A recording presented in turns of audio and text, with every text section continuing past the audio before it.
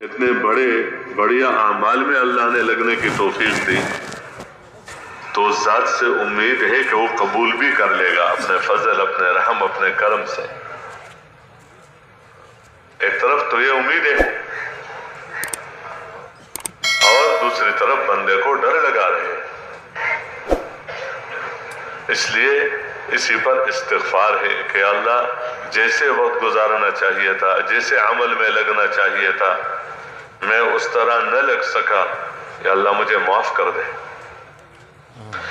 اور آئندہ عمل میں اچھے طریقے سے لگنے کی بندہ نیت کر لے۔ توبہ ہے ہمارا جو استغفار ہے، عمومی طور پر اس کا ایک درجہ یہ ہوتا ہے کہ بندہ نیک کام کر کے اپنے نیک کام کے اندر کمیاں تلاش کر کے اللہ سے معافی مانگے، اپنے یقین، اپنے جذبے، طریقے، دھیان کی ان خوبیوں کے اعتبار سے اپنے عمل کے اندر کمیاں تلاش کر کے اللہ سے معافی مانگنا، اور آئندہ کے لیے عزم کرنا کہ اس کے بعد والا جو عمل ہوگا اس کو میں بڑھیا سے بڑھیا بنانے کی کوشش کروں گا۔ پھر جب اللہ نے توفیق دی عمل میں لگنے کی تو اب پھر اپنے عمل میں کمیاں تلاش کر کے اللہ پاک سے معافی مانگ کر آئندہ بڑھیا سے بڑھیا عمل کی توفیق اللہ سے مانگنا۔ دوبارہ میں عرض کر رہا تھا کہ یہ واپسی استغفار کے ساتھ ندامت اور استغفار۔ ایک بات یہ عرض کی جاتی ہے، خاص کر وہ احباب جن کے 3 چلے پورے ہو جاتے ہیں، واپس جاتے ہیں، کہ راستے میں کام کرتے ہوئے واپس جائیں۔ راستے میں جو کام ہے، اکیلے جانا، ماحول، دنیا کا ماحول اور بازاروں کا ماحول، اس سے بندہ بچ کر جائے جماعت کی شکل میں، اور اعمال کرتے ہوئے، اعمال کا اہتمام کرتے ہوئے راستے میں سفر کرے، تاکہ جو سرمایہ یہ لے کر جا رہا ہے تو راستے میں بھی اس کی حفاظت ہو۔ اس لیے بتایا جاتا ہے دعوت دیتے ہوئے، تعلیم کرتے ہوئے، نمازیں پڑھتے ہوئے، ذکر کرتے ہوئے، اللہ سے مانگتے ہوئے، اس طرح ان اعمال کے ساتھ بندہ کا سفر ہو، اور اللہ توفیق دے تو 3 مقام پر کام کرتے ہوئے جائے۔ 3 مقام پر کام کرنے کا مطلب یہ ہوتا ہے کہ ایک مقام پر جا کر وہاں پوری محنت کرے جماعت نکالنے کی اور مسجد کی جماعت کو فعال بنانے کی۔ تو اس میں ایسا تو نہیں ہے کہ ظہر ایک جگہ پڑھ لیا، عصر دوسری جگہ، مغرب تیسری جگہ، اور بس ماشاءاللہ جماعت بھی نکلی، کام بھی آگے بڑھا۔ یعنی کم از کم 24 گھنٹے تو ایک جگہ پر لگ ہی جاتے ہیں۔ کارگزاری سننا چاہتے ہیں، مختصر طور پر ان کے سامنے اپنی کارگزاری بتا دیا جائے، شاید کوئی بات ہو وہ ہمارے سامنے رکھے، کوئی تقاضا ہو تو بہتر ہے۔ لیکن اگر مرکز ہے نہیں یا دور ہے، وہ وقت مناسب نہیں ہے، تو ضروری نہیں ہے کہ وہ جائے، پھر انشاءاللہ کسی وقت پر جا کر ان سے ملاقات بھی ہو جائے گی اور کارگزاری بھی سنا دیں گے، وہ بھی کوئی بات ہمارے سے کرنا چاہے تو کر لیں گے۔ تو پھر اپنے بستی اور اپنے محلے میں وہاں پر پہنچ جائے۔ وہاں کوشش اس بات کی ہو کہ گھر جانے سے پہلے مسجد میں جائے، بلکہ ایک عام بندہ اپنی عادت بنا دے۔ حضور پاک صلی اللہ علیہ وسلم کا عام معمول تھا کہ جب بھی سفر سے واپس تشریف لاتے تو گھر جانے سے پہلے مسجد میں تشریف لے جاتے، لوگ ملنے آتے، ان سے ملاقات ہو جاتی، بات چیت ہو جاتی، اس کے بعد پھر گھروں میں تشریف لے جاتے۔ تو یہ بندہ اپنی عادت بنا دے کہ جب بھی سفر سے واپسی ہو، دنیا کے اعتبار سے جو سفر ہے، اپنے کاروبار اور اپنے جو بھی ضرورت ہو، تو سفر میں اسے واپسی کے بعد مسجد میں جا کر نماز پڑھ کر پھر گھر چل جائے۔ یہ تو اللہ کے راستے کا سفر ہے، अपना सामान घर भेजने में कोई हर्ज नहीं, भेज दें, ताकि घर वालों को पता चल जाए कि हाँ इतना वक्त पूरा करके माशाल्लाह वापस आ ही गए और अब अपने मस्जिद के महल्ले की मस्जिद में है। लेकिन इस बात की कोशिश की जाए कि घर पहुंचते ही और अपने मुकाम पर पहुंचते ही अपने दुनिया के काम में न लगे फौरन, ये पहुंचते ही फौरन दुकान पर बैठ जाए, जमीन में और दूसरे कामों में मशगूल हो जाए। बल्कि बेहतर यह है कि पहुंचते ही इस मुबारक काम में लगे, और इस मुबारक काम में लगने की शक्ल यह है कि अपने मस्जिद में मेहनत करके नकद जमात, चिल्ला 3 चिल्ले की नकद जमात निकालने की कोशिश शुरू कर ले। कुछ साथी मिलने आएंगे, उनसे बातचीत हो सकती है, और चूंकि तारुफ है, मोहल्ला है, अपना ही इलाका है, तो लोगों से मुलाकातें हो जाए, कुछ पुराने नए वगैरह। तो कोशिश इस बात की हो कि चिल्ला 3 चिल्ले की जमात नकद निकालने की कोशिश करें। इसका ये मतलब नहीं है कि अगर कोई 3 दिन के लिए तैयार हो जाता है तो हम कहते हैं नहीं भाई हमें तो बस 3 दिन वाला नहीं चाहिए, सिर्फ चिल्ला 3 चिल्ले वाला चाहिए, ये मतलब नहीं। एक बंदा चिल्ला के 3 चिल्ले के लिए तैयार नहीं हो सकता है तो वो 3 दिन के लिए तैयार हो रहा है तो ठीक है। कि वैसे ही एक बात है हो रही है, आप हजरात में कितने अहबाब ऐसे हैं कि जिनके जब पहले दफा 4 महीने लगा के वापस जा रहे थे, फिर अपने मोहल्ले में से जमात निकाल कर फिर घर गए थे, हाथ उठा दे। अब देखो बहुत सारे हैं। तो तबलीग के काम में कोई ऐसी बात नहीं होती कि ये नहीं हो सकता है, अल्लाह आसान कर देता है, लेकिन बंदे के अंदर आज़म हो, नीयत हो, भाव। तो जो अहबाब चिल्ला 3 चिल्ले के लिए तैयार हो जाते हैं उनको वहां मरकज वालों के मशवरे से उसकी तरतीब बना दिया जाए। जो 3 दिन के लिए तैयार हो जाते हैं 3 दिन के लिए, तो उनको करीब इतना जगह दूर भेज दें कि जिसमें वो अपने रोजाना के जो अमाल है वो पूरा कर सके, यानी उस दिन के जो अमाल है वो पूरा हो जाए। तो एक दरखास्त है कि इसकी कोशिश, बाज़ वक़्त तो ऐसे होता है कि नई जगह भी नई जगह है, क्योंकि मस्जिद में काम ही नहीं था, पुराने है ही नहीं, या पुराने हैं लेकिन वो पुराने कह रहे हैं हम तो अभी से रोजा लगा कर आए फिर नहीं जा सकते, और जो तैयार हो गए वो नए साथी हैं।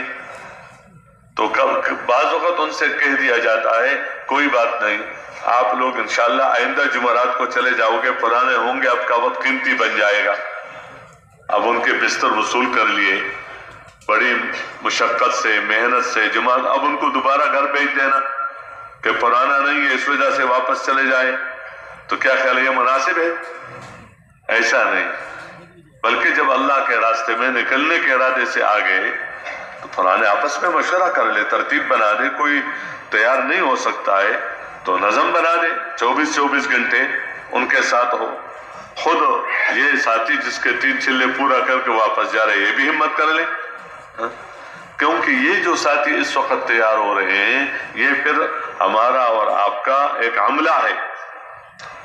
यही साथी आगे चिल्ला 3 चिल्ले लगाएंगे, मुल्कों में जाएंगे, अपने मुकाम पर काम करेंगे, मौत तक जब ये लगे रहेंगे, इन सब का अजर सवाब हमें मिलेगा।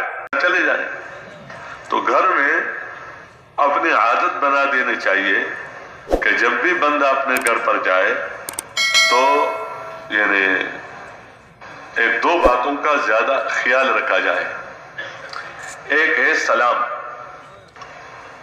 और एक है इस्तीजान। इस्तीजान है यानी इजाजत लेकर अंदर जाना, और सलाम यह दुआ है, बरकतें हैं। अब कहते इस्तीजान का क्या मतलब? अपना ही घर है, अपने घर में बंदा ये कहे कि अंदर आ सकता हूं जी, तो हमारा तो अपना ही घर है। तो ये बात अर्ज की जाती है कि बाज़ वक़्त एक घर में 2-4 भाई इकट्ठे रहते हैं। अब हर एक का कमरा अलग अलग है लेकिन घर एक है, اور ہر ایک کی اولاد ہے، بیٹے اور بیٹیاں، تو وہ اس گھر میں ایسی مستورات ضرور ہے جن سے شرعی طور پر پردہ ہے، جن سے شرعی طور پر کیا ہے؟ پردہ ہے۔ استیزان سے یہ فائدہ ہوگا، یعنی استیزان یہ کہ گھر والوں کو پتہ چل جائے کہ کون آ رہا ہے، کوئی کھانسی کوئی تو تاکہ جن مستورات سے پردہ ہے ان کو موقع ملے وہ ایک طرف ہونے کا، ایک طرف ہونے کا موقع ان کو مل جائے، تاکہ وہ ایک طرف ہو جائے۔ تو اس میں بعض اوقات ساتھی کہتے ہیں وہ تھوڑا ایک طرف ہوتے ہیں کیونکہ عام طور پر رواج تو اس پردے کا تو ہے جو عام بعض جگہوں میں ایک شرعی حکم ہے، روزہ فرض ہے، شرعی حکم ہے، زکوٰۃ ایک شرعی حکم ہے، تو اس طرح پردہ بھی ایک حکم ہے۔ پردہ بھی ایک حکم کے پورا کرنے سے دوسرے حکم کے پورا نہ کرنے کے نقصان سے انسان بچ نہیں سکتا اور اس کو پورا دیندار نہیں کہا جا سکتا۔ تو اس طرح یہ دین میں سے احکامات میں سے یہاں تو یہ نہیں بتایا جاتا ہے کن سے پردہ ہے کن سے نہیں ہے، یہ تو احکامات ہیں، یہاں تو احکامات کا ذہن بنایا جاتا ہے، حکم پورا کریں گے اللہ راضی ہوگا اور ہم کامیاب ہوں گے، حکم پورا نہیں کریں گے تو پھر ناکامی ہوگی۔ حکم کا پتہ چلے گا علماء سے، کہ علماء سے معلوم کریں۔ تو خیر میں عرض کر رہا تھا کہ یہ استیزان اور سلام تو اس کی کوشش ہو، صرف یہ نہیں کہ خروج سے جب بندہ واپس جائے تو اس کا اہتمام کرے، بلکہ اپنے زندگی کے ساتھ یہ ایک جڑی ہوئی بات ہے کہ بندہ اپنے عادت ڈال دے اس طرح۔ اچھا بعض وقت کہتے ہیں کہ وہ کوئی غیر محرم ہے ہی نہیں، بس اپنا گھر ہے، اپنی بیوی ہے، اپنی بچیاں ہیں، اور پھر بھی بعض وقت وہ ہو سکتا ہے کوئی عورت ملنے آئی ہے، ان سے بیٹھی ہوئی ہے، آپس میں ان سے بات چیت ہو رہی ہے اور گھر والا بغیر بتائے بغیر اس کے اندر داخل ہوتا ہے، تو یہ آداب میں سے ہیں، ان آداب کا خیال رکھا جائے۔ بلکہ بعض اوقات تو ایسے ہوتے ہیں کہ جن اوقات میں نابالغ بچوں کو بھی سمجھانا کہ بھئی اس وقت میں کسی کے کمرے میں جانا نہیں چاہیے، مثلا فجر کی نماز سے پہلے، دوپہر کا وقت ہے، آرام کا وقت ہے، عشاء کی نماز کے بعد، تو یہ تین اوقات ایسے ہیں، یا ایھا الذین آمنوا لیستأذنکم الذین ملکت ایمانکم والذین لم یبلغوا الحلم منکم 3 مرات من قبل صلاة الفجر وحين تضعون ثيابكم من الظهيرة ومن بعد صلاة العشاء 3 عورات لكم، یعنی یہ چھوٹے بچے جو ابھی نابالغ ہیں، لیکن ان اوقات میں یہ معاشرت کے احکامات ہیں کہ بڑوں کی ذمہ داری ہے کہ اپنے بچوں کو اور اپنے اولاد کو موقع بموقع سمجھاتے رہیں کہ بیٹا اس وقت کوئی کسی کے کمرے میں نہیں جاتا، کوئی یوں خیال، یعنی اس وقت سونے کا وقت ہے، یہ دوپہر کے آرام کا وقت ہے، یہ اس کا وقت ہے، تو اس کا خیال رکھا جاتا ہے۔ تو ان باتوں کی ہم کوشش کر لیں، اللہ ہم سب کو توفیق دے۔ اس کے بعد جب گھر پر بندہ پہنچ جائے تو ظاہر بات ہے بندے کے غیر موجودگی میں مختلف حالات آتے ہی رہتے ہیں، باتیں بتا دیں کہ آپ کے غیر موجودگی میں ہمارے پر کیا گزرا، ہم خود اپنی بات ان کے سامنے رکھیں کہ اللہ نے فضل فرمایا، اپنے راستے میں نکلنے کی توفیق دی، اس بات کا شعور پیدا ہوا کہ دیکھو ہماری دنیا اور آخرت کی کامیابی تو دین میں ہے، اب دین کو سامنے رکھے بغیر ابھی تک جتنی زندگی گزری ہے تو وہ ناکامی ہے، اللہ ہمیں معاف کر دے کہ ہم ایسے مشغول تھے دنیا میں کہ دین کی پرواہ کیے بغیر ہم نے زندگی گزاری، تو یہ نقصان ہے۔ اگر بندہ دین میں لگا رہے اور اس کے دنیا میں اگر کوئی نقصان بھی نظر آیا ہے تو یہ نقصان نہیں ہے، بلکہ دنیا میں بھی ملے گا، آخرت میں بھی ملے گا۔ لیکن دنیا میں اتنا اشتغال کہ بندے کے دین میں نقصان آ جائے تو اس کی وجہ سے دنیا میں بھی نقصان اور آخرت میں بھی نقصان، اس بات کی طرف متوجہ کیا جائے۔ یہ اللہ نے فضل فرما دیا کہ الحمدللہ کچھ وقت میرا لگ گیا، اب اس کا احساس اور اس کا شعور پیدا ہو گیا۔ انشاءاللہ اس کی کوشش کریں گے کہ اپنے گھروں میں بھی اس طرح اس ماحول کو اور اس زندگی کو وجود دینے کے لیے کوشش کریں گے۔ موٹی موٹی بات آ جائے، کوئی گھنٹہ 2 گھنٹے بیان تو نہیں ہوتا، لیکن موٹی موٹی بات تھوڑی سی آ جائے کارگزاری کے طور پر، اس کے بعد پھر ان کی بات بھی سنی جائے۔ اب تو الحمدللہ اللہ نے فضل فرمایا، ہر جگہ ماحول ہے۔ حدیث پاک میں ہے کہ بندہ اپنی ذات کے اعتبار سے جو کوشش کرتا ہے وہ تو کرے، لیکن اگر اس کے خلاف کوئی بات سامنے آ جائے تو پھر کیا کہے؟ قدر اللہ وما شاء فعل، کہ اللہ کو یہی منظور تھا، ہوتا وہی ہے جو اللہ چاہتے ہیں۔ پھر یہ نہ کہے اگر مگر اگر تم یوں کرتے ورنہ شیطان کے لیے دروازہ کھل جائے گا۔ میں کہوں گا تم نے خیال نہیں، وہ کہے گا پتہ نہیں جب سے گیا ہے میں نے اتنا خیال رکھا ان کے گھر کا، ان کے بچوں کا، کاروبار کا، اور اب یہ کہہ رہے تم نے کچھ بھی نہیں کیا۔ تو شیطان کے لیے راستہ کھل جاتا ہے، اس لیے اس پر معاف کرنا، درگزر کرنا، کوئی ایسی بات نہیں ہے کوئی۔ تو انشاءاللہ اس سے عملی ایک یعنی زندگی ان کے سامنے آئے گی کہ واقعی پہلے تو بس تھوڑی سی بات بھی اس طرح طبیعت کے خلاف ہو جاتی تو غصہ کرتا تھا، لڑتا تھا، اور اب تو ماشاءاللہ یعنی صبر ہے، برداشت ہے، معاف کرنا ہے۔ تو واقعی یہ تو بہت اچھا راستہ ہے، اس راستے میں بندہ نکل کر واقعی بنتا ہے۔ تو اوروں کو بھی وہ گھر کی مستورات پر کہیں گی کہ دیکھو اپنے بیٹے کو اللہ کے راستے میں بھیجو، اپنے شوہر کو اللہ کے راستے میں بھیجنے کے لیے معین اور مددگار بن جاؤ، اس سے بندہ بنتا ہے، اس سے بندے کی زندگی بنتی ہے۔ تو انشاءاللہ اس سے ایک ماحول بنے گا جہاں پر عام طور پر ہمارا وقت گزرتا ہے۔ ایک ہے گھر، ایک ہے کاروبار، اور ایک ہے مسجد۔ ہمارے حضرات فرماتے ہیں کہ ہماری مسلمان کی زندگی مثلث ہے، یعنی اس میں گھر بھی ہے، گھر بیوی بچے، اس میں کاروبار بھی ہے، اور اس میں مسجد بھی ہے۔ چوتھی جگہ نہیں ہے۔ اکثر جو وقت ضائع ہوتا ہے وہ وہاں پر ضائع ہوتا ہے کہ جو ان جگہوں کے علاوہ کوئی اور جگہ ہو۔ کسی کے بارے میں پوچھا جائے کہاں پر ہے، گھر میں بھی نہیں ہے، کام کی جگہ پر بھی نہیں ہے، مسجد میں بھی نہیں ہے، تو پھر کہتے کہاں ہے؟ کہتے کسی بیٹھک میں وہاں پر بیٹھا ہوا ہے، بات چیت کر رہا ہے، کسی چوراہے پر بیٹھا ہوا ہے اور بات چیت کر رہا ہے۔ اکثر یہاں پر وقت ضائع ہوتا ہے۔ الدنیا ملعونۃ وملعون ما فیہا، لیکن اس ملعونیت سے بچنے کے لیے راستہ ذکر ہے، اور اس ملعونیت سے بچنے کے لیے راستہ وہ علم ہے۔ یعنی جب بندہ اس دنیا میں غافل بن کر رہنے لگے اور جاہل بن کر رہنے لگے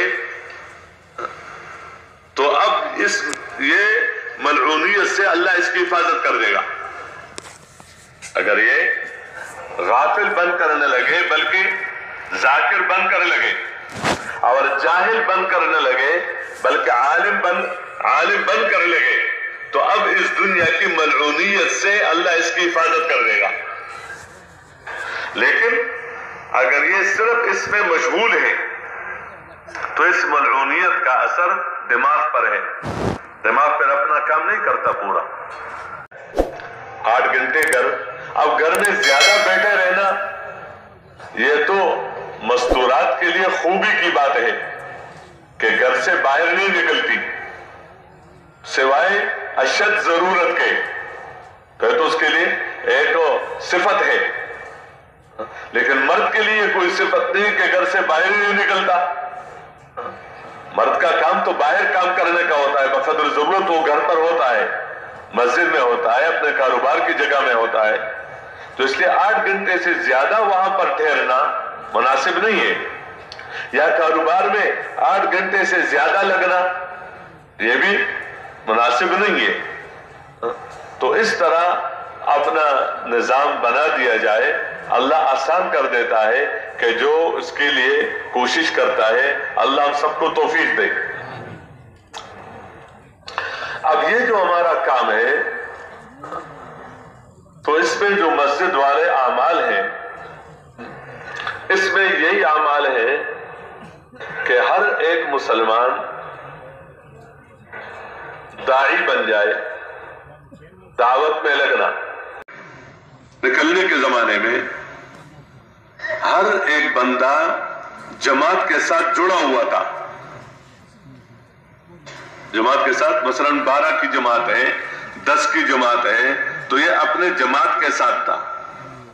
निकलने के जमाने में कोई अलग नहीं था। कमजोर से कमजोर आदमी भी अगर जमात के साथ जुड़ा रहे तो काम कर सकता है, और मजबूत से मजबूत आदमी अगर जमात के साथ ना हो तो उसके लिए काम करना मुश्किल हो जाता है। तो जैसे निकलने के जमाने में इसका एहतमाम रहा कि जमात का हर एक साथी अपने जमात के साथ जुड़ा था, इस तरह अपने मस्जिद की जमात ख्वाह 10 साथियों के हो या 12 साथियों के हो, कमोबेश, लेकिन बंदा अपने मस्जिद की जमात के साथ जुड़ा रहे, जमात के साथ जुड़ा रहे। जमात के साथ जुड़ा न रहे तो फिर इसके लिए जो बाकी काम है वो मुश्किल हो जाएगा। तो एक तो हम इस बात की नीयत करें कि अल्लाह हमें तौफीक दे कि जिस तरह निकलने के जमाने में हम अपने मजमे, अपने जमात के साथ जुड़े रहे, तो इस तरह मुकाम पर भी अपने मस्जिद की जमात के साथ जुड़े रहेंगे। ठीक है ना, इंशाअल्लाह वल अज़ीज़। इंशाअल्लाह। जुड़ने का क्या मतलब कि जब मशवरा, जमात निकलने के जमाने में जमात मशवरा करते थे, तो मशवरे में सब मौजूद होते थे। ये जो निकली हुई जमात है, तो इसका हर एक फर्द मशवरे में मौजूद था। कभी 5, कभी 10, कभी 2, कभी 15 कमोबेश अहबाब होते थे। लेकिन जहां तक जमात का ताल्लुक था, तो जमात पूरी की पूरी, वो हर एक साथी जमात के साथ जुड़ा हुआ था। इस तरह हमारी मस्जिदों में जमातें बने। मिसाल के तौर पर 10 की जमात है, 15 की जमात है, 20 की जमात है। तो इस जमात का क्या मतलब कि ये वो जमात है कि जो अपने जितने इज्तिमाई आमाल हैं उसमें ये सब शरीक हैं, उसमें ये सब शरीक हैं। मसलन मशवरा है तो मशवरे में सब मौजूद हैं। एक तो मोहल्ले में वो अहबाब जिनका अभी वक्त नहीं लगा हुआ या थोड़ा बहुत वक्त लगा हुआ है, तो वो तो कभी ज्यादा होंगे, कभी कम होंगे, कभी ज्यादा होंगे, कभी कम होंगे, कभी होंगे, कभी नहीं होंगे। लेकिन जहां तक जमात का ताल्लुक है, तो जमात 10 अफराद की है, जमात 12 अफराद की है, तो जमात का हर एक फर्द वो मशवरे में शरीक हो, बस मशवरे में शरीक हो। अल्लाह हमें तौफीक दे। बाज़ वक़्त मस्जिद की जमात का मशवरा होता है, तो किसी वक़्त 10 होते हैं, किसी वक़्त 8 होते हैं, किसी वक़्त 15 होते हैं, किसी वक़्त 6 हैं, कहते हैं मुख्तलिफ औकात में। तो जैसे निकलने के जमाने में 3 दिन की जमात थी, 7 महीने की जमात थी, साल की जमात थी, तो उसमें ये नहीं है कि निकली हुई जमात में उस 12 में से कभी 3 होते हैं, कभी 5 होते हैं, कभी 8 होते हैं, बल्कि सब के सब होते हैं। हाँ, मोहल्ले वाले बाज़ जगह ज्यादा, बाज़ जगह कम। तो जमात का मतलब है कि जब मैंने इस मुबारक काम के करने की नीयत की है, तो مجھے اپنے محلے کی مسجد میں اپنی جماعت کے ساتھ شریک ہونا ہے۔ نکلنے کے زمانے میں ہم جب مشورہ کرتے تھے تو ہمارے سامنے پورا عالم تھا، لیکن اس وقت کا جو تقاضا تھا وہ یہ تھا کہ اسی محلے میں ہم محنت کریں، کوشش کریں کہ نقد جماعتیں، چلہ تین چلے کی نقد جماعتیں نکلیں، یعنی خروج کا تقاضا یہ ہمارے سامنے تھا۔ اور اس کے ساتھ دوسری بات یہ ہوتی تھی کہ مسجد میں کام کا جو سطح ہے مسجد کی جماعت کا، تو وہ سطح آگے بڑھے، مسجد کی جماعت کو مضبوط کرنا یہ ہمارے سامنے کام تھا۔ تیسری بات یہ ہوتی تھی کہ جو ساتھی میرے ساتھ جڑے ہوئے ہیں، جو ساتھی، یہ 10 ساتھیوں کی جماعت ہے یا 12 ساتھیوں کی جماعت ہے، تو ان ساتھیوں پر ایسی محنت کرنا تاکہ ہر ایک اس محنت میں آگے بڑھے۔ یعنی وہ اپنی ذات بھی محنت کا میدان تھا، اپنی جماعت بھی محنت کا میدان، اور جس محلے میں تشکیل ہے وہ بھی محنت کا میدان۔ تو اس طرح اپنے مقام پر اپنی ذات بھی محنت کا میدان ہے، اور اپنے مسجد میں کام کرنا یہ بھی محنت کا میدان ہے۔ اور یہ جو 10-12 ساتھیوں کی جماعت بنی ہوئی ہے، ان ساتھیوں پر محنت کرنا تاکہ اس مبارک کام کے تقاضوں میں آگے بڑھے، یہ بات ہمارے سامنے ہے۔ جیسے نکلنے کے زمانے میں اس طرح مقام پر بھی ہمارے سامنے یہی ہو، لوگوں کو مسجد میں جمع کر کے ان سے پھر بات کرنی ہوتی ہے۔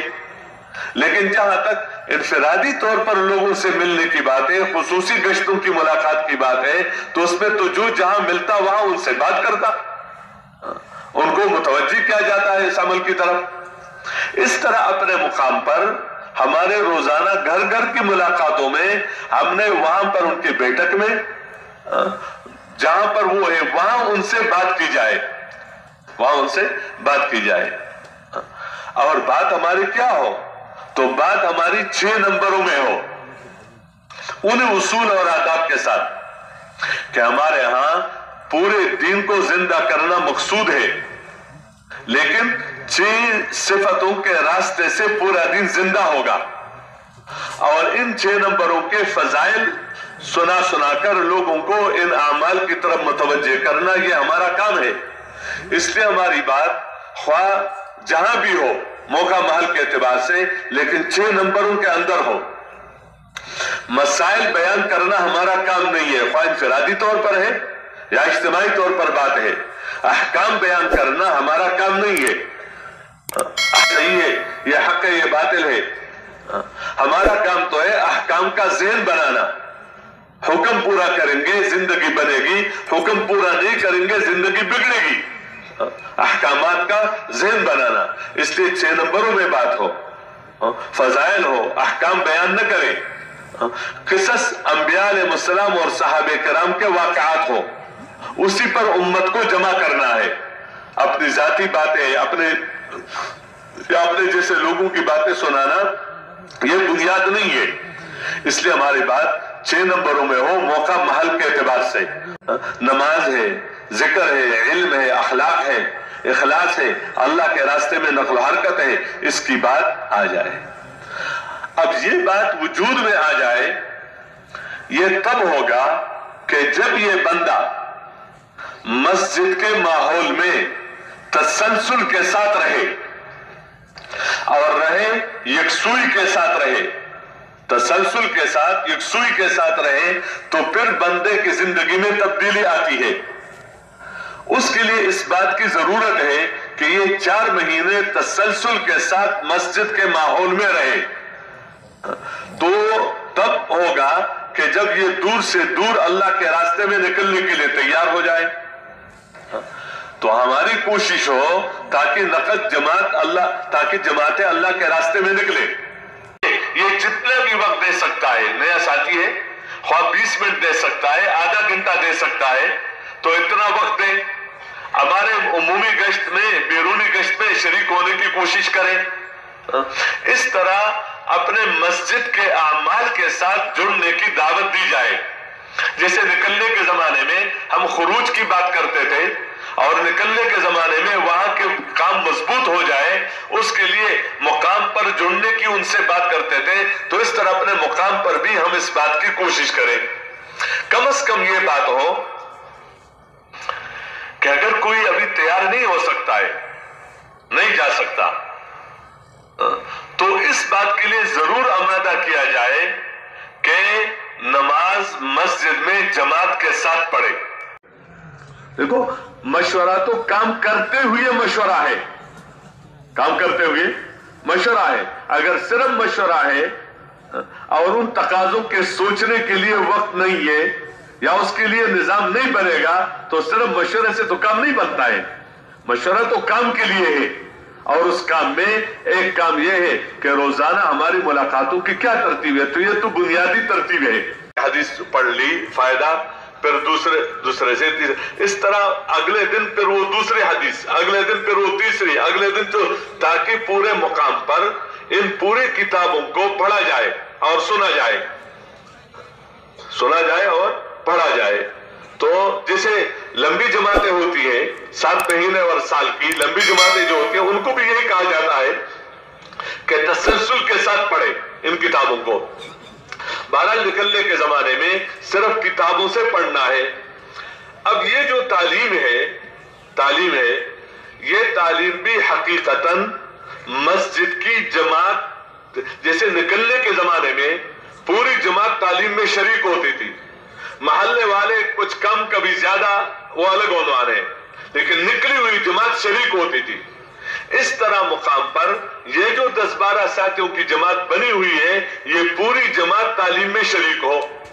اب یہاں بھی وہی قربانی, وہ کیا کہ اگر اس وقت گھر کا کوئی تقاضا ہے یا کاروبار کا تقاضا ہے یا اپنا ذاتی تقاضا ہے تو اس کو مؤخر کر لیا جائے. جہاد پورا کرنے کا ہے یہ وقت, تعلیم قرآن پاک کی تلاوت, یہ وقت مثلا قرآن پاک سیکھنے کا ہے, یہ وقت قرآن پاک سیکھنے کا ہے, یہ وقت میرے اپنے جو دینی اعمال ہیں ان اعمال کے علم سیکھنے کا ہے.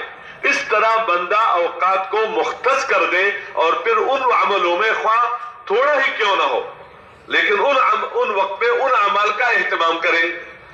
تو اس کی برکت سے ہماری نمازیں بڑھیا سے بڑھیا بنتی چلی جائے گی. اپنے مقام پر ذکر کے ذریعے سے اللہ کے ساتھ ہمارا تعلق بڑھتا چلا جائے گا.